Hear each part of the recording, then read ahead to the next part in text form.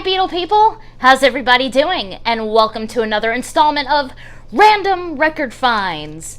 And so yesterday I had nothing to do. So not only did I go to one, but I went to two of my local record stores. There's four in my area, and I usually frequent two. And I'm going to show you what I got. So first little bit, right over here, I actually got the Pretenders' self-titled debut album. Woo-hoo. Yeah, this was actually in one of the little, 357 bins. And this is in pretty good shape, no real big tears or anything like that. So I wonder why I don't know why it was put in there anyway. But it even has the original sleeve and everything, and it's in really, really, really good shape. So I'm sure you guys know by now that I am a huge Chrissie Hynde fan. She's like one of my biggest female rock and roll influences, and I just adore her. So I'm really glad that I was able to pick this one up.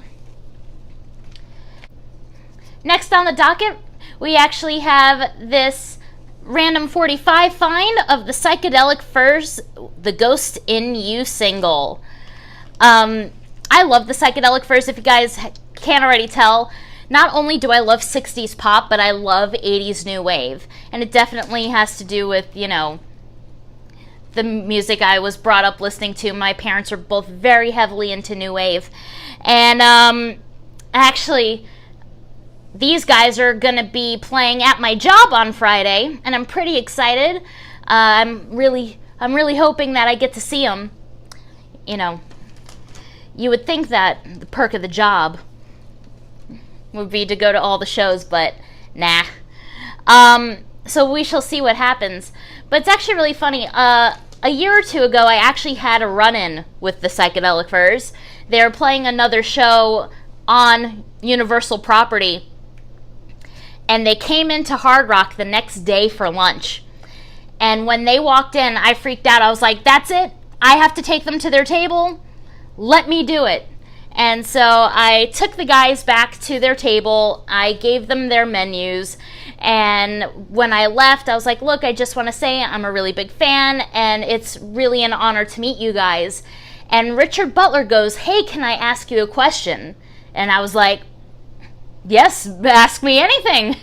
And he said, we're going to the parks after we have lunch. Which one do you like better, Universal Studios or Islands of Adventure? And I told him how I prefer Universal Studios, and he proceeds to go, Islands of Adventure it is. I guess that's his witty British humor right there, but I can say that I had a conversation once with Richard Butler, which is pretty cool. So the items that I just showed you are, from one of the stores I like to go to, and their stuff is really reasonably priced, but they don't always have what I want. The other store that I also go to always has stuff that I want so desperately, and it's so expensive. So it's always a real struggle to be like, all right, should I get this record? Should I wait till next time? Should I wait till I get another paycheck? Stuff like that. Is it really worth this price? Can I find it somewhere else? And this was one of those things where I didn't know what to do, but I bought it anyway.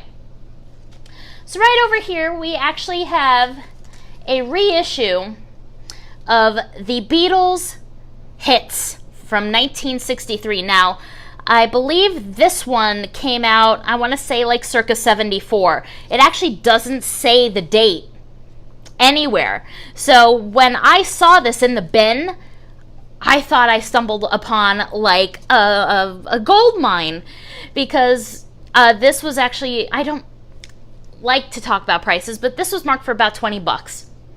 And so I was like, oh my god, if I found the original for $20, it's amazing.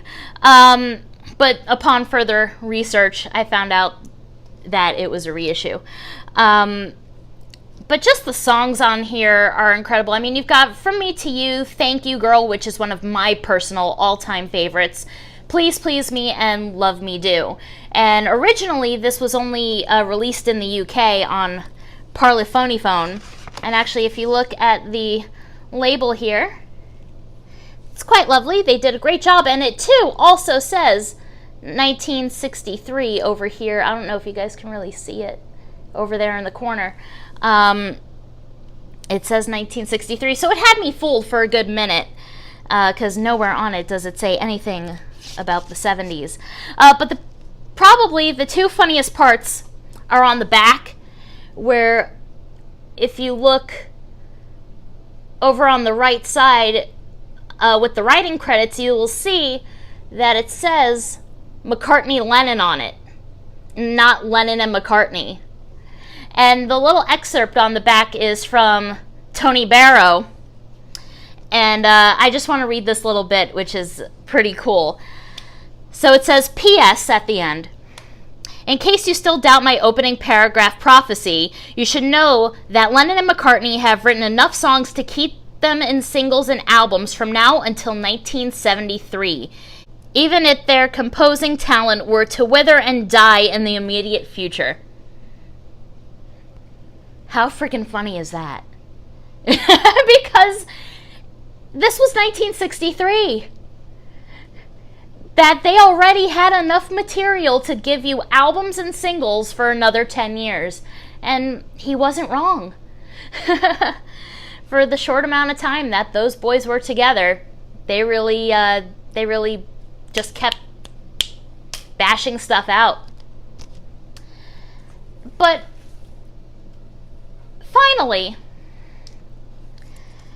because you have to save the best for last, I stumbled upon this little guy yesterday, and I think I paid a little too much for it, but whatever. I'm calling it an investment.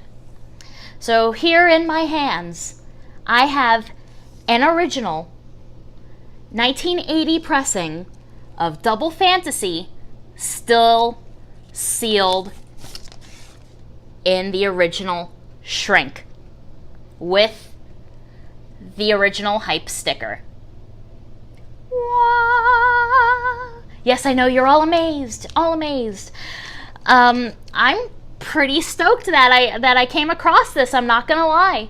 But now I'm gonna have to find another copy somewhere that is open so that I can enjoy it, because no, my friends, this is not being opened anytime soon. Here, there you go. There you don't have the glare from the shrink. But I don't know, guys, it's pretty badass, don't you think? I sure do. Alright, my friends, and that was it for this week. So until next time, please subscribe to my channel.